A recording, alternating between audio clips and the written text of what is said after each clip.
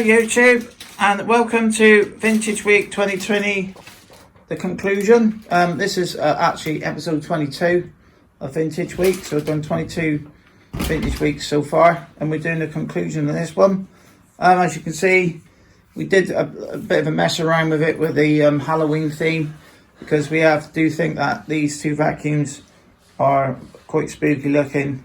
Always said it as well. And we also did the little thing on the front. If you put this little eye on the front of this one, it does look like the Haunted Helper, which is a toy prop. So I could have actually glued it all on and had it look properly, but you don't want to mess around with very old vacuums just to do videos with. So I used this one over the week, and we did have a couple of minor fixes that needed to be done. So when we used the 1224, which was the newer version of this one, practically the same machine, there was a couple of differences. The motor sounded different on this one compared to the other one, and I just felt that it wasn't beating and sweeping as well as it should do. So the first job I had to do was mainly to use it, was to try and find a way to stop the dust, because this vacuum is not designed, i.e. for modern home technology. You'll basically, if it was a sunny day and you had this one going, you'd probably see a lot of dust coming out the bag. Plus as well, with this particular bag, there are a few holes in it, and you know, at the end of the day, this thing is, you know, made in the early 50s. This bag is more than 60 years old, coming on to 70 years old. You know, a piece of cloth 60-year-old, it's not going to do the job of a cloth which was brand new. So there are a couple of little rips in that. So to keep the dust in and to improve, I had to find a way of fitting a bag into it, because the vacuum that succeeded this was 1334. It had a similar setup where you had to still take the slider off to empty the bag, which I think was a bit strange really. I think they may have possibly added that at a later date. And I have looked over the years, and there has had a bag conversion for a 119. So what I basically did, this looks like a piece of toilet roll, but it's not. It's a lot thicker. It's a very good quality tube. Kept this one for years to do the conversion. So basically you put the tube in like that, and then you sort of put some gaffer tape in just around the rim. You don't want to cover this bit here up. And then put the bag tube on with an elastic band, a really decent quality elastic band, and it seems to hold it in place. So we've actually got a Siebel bag in there, this one. So we briefly used this one over the week. Carl had a quick go on the stairs because he was home for the week. He helped me quite a bit. We did have a little bit open hand. He did actually use some of his vacuums from his collection as well, some older ones.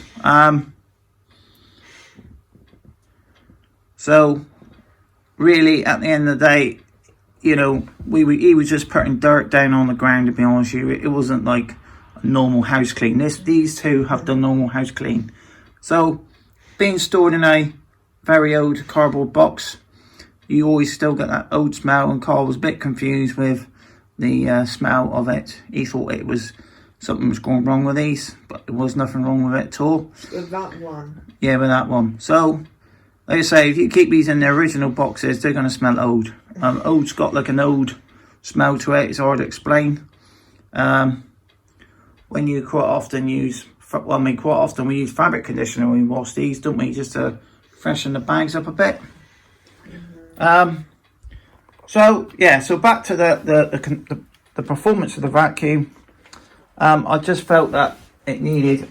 It wasn't beating and sweeping properly. And what it was, I think it had the original brushes on it. They were like horsehair sort of style bristles on it. But going back a couple of years, I actually got myself a set of genuine 119 1224 Hoover brush strips. I think I got them from AEG 123. And he had a load of, going back a couple of years, people have clear outs of stock and that, of stuff they got. AEG 123. And he had a load of stuff on for sale and he wanted to get rid of it. And I bought a set of brush strips off them. So they're actually on the vacuum now. And it did actually change the beast quite a bit. So what we're going to do now, we're just going to give this one here a quick push around, because just to hear the beating and the sweeping action. The update on the filters, I'm still going to have to use this one for maybe another day or two, because we've had an exceptionally damp and dreary week so far over the Halloween break. And so the filters, I have had them on the washing line, but it keeps drizzling on them. So they're now finishing off in the house.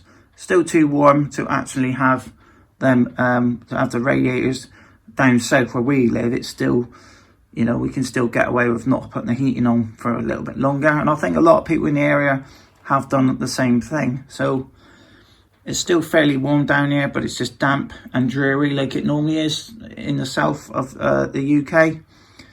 So give this one a little push around, and just to finish the video off, because it does sound a lot different to the 1224, this one. So Cole's going to get this one. The bag's going to come on the back. Yeah, it has. It's faded, that one. Better to the Dustette. Yeah, that's what colour it should be. So let's give this one a quick go around the living room.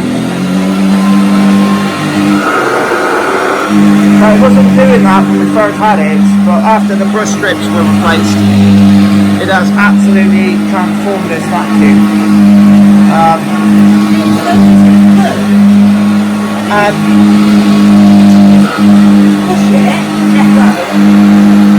so propelled, mate, isn't it? So it's running lovely now.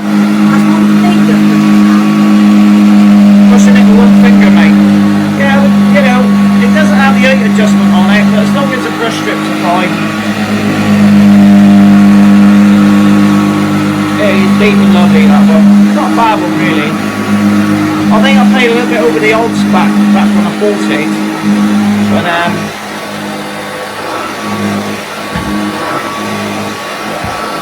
yeah, if you're upstairs with a fitted carpet, it would really hear the beating on it. I mean, this is a concrete floor underneath here.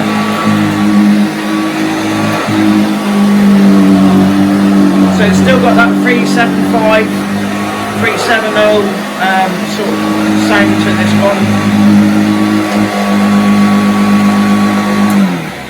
So we could have changed the. So I do know they are back switch, but it's still hard to get it on. Yeah. Turn it on and off. You have to literally. Yeah, we do prefer the. You have to literally go. Yeah. Because the ones before had a handle switch, didn't they? You have to use your, and you have to use shoes to kick it on. Yeah. So I've got parts. I think we've got one of these what we can put on. But I'm actually going to do later on, I've got a few, I've highlighted a few restorations of some quite sought after vacuums that we want to do in 2021 already. So this is going to be one of the ones on the list. So we're not obviously going to shoot it next week and say, oh, look what I've done next week. So what we're going to do with it, we're going to probably go through this one, clean it out, grease the bearings on it, and yeah, so yeah, Halloween was a bit strange this year. Only that one person opened the door. Even though we had a big display out and it was all lights, all bells and whistles going outside, but we had it up for the week, and I was amazed. One person turned up, and I was quite surprised at that. And it was his dad with a little girl. Ripped the. Oh, was it? Thing. So he's actually starting to put some of the Halloween stuff away now. I've got to start Christmas stuff in a matter of next week, hopefully, if the weather's not windy and it's not rainy. Going on the roof's pretty dodgy when it's windy and rainy. Oh no, got batteries to range used. Oh yeah. Yeah, so this one, good machine. It just needed a few tweaks just to get it running right again. It has actually, the motor, everything has improved a lot over the week, so I would recommend, you know, maybe once in a while to give it a daily clean, you know, on your old vacuums if you can. But some vacuums are too fragile, or they've got electronics in them which don't quite work right, because when they started putting early electronics into vacuums to make them more high-tech, you know, they're not like today's sort of specifications. So if you've got a large vacuum collection, like a car, they still do need to be used occasionally. Plus as well, the vintage week, this one has passed the test as in a reliable old vacuum. It doesn't really need, it just needs cosmetics and possibly some, you know, the bearings be re-greased and that again. Well-made machine from the 50s. You don't get vacuums built like this anymore. You know, it does look a bit old, but it does clean the carpets, and as long as you maintain them. I mean, taking the brush strips out, I didn't even have to actually take the brush screw out because it's held in with a screw, so it was that easy to do. It took me 10 minutes. Set of brush strips, you know. And the belts are quite easy as well. So, you know, these are built to last, not like modern technology. Modern technology's more convenient, but it is nice to get the classics out. So thanks for watching. Please subscribe to Vacuum Man 8. Cole's just waiting for his auntie now. Yeah. He's going out. He ain't seen her for 4 weeks properly. Probably going to go, I don't know what we'll be looking at now in the shops. I think most of the shops got the Halloween stuff out now, haven't they? Yeah. So yeah, so bye for now.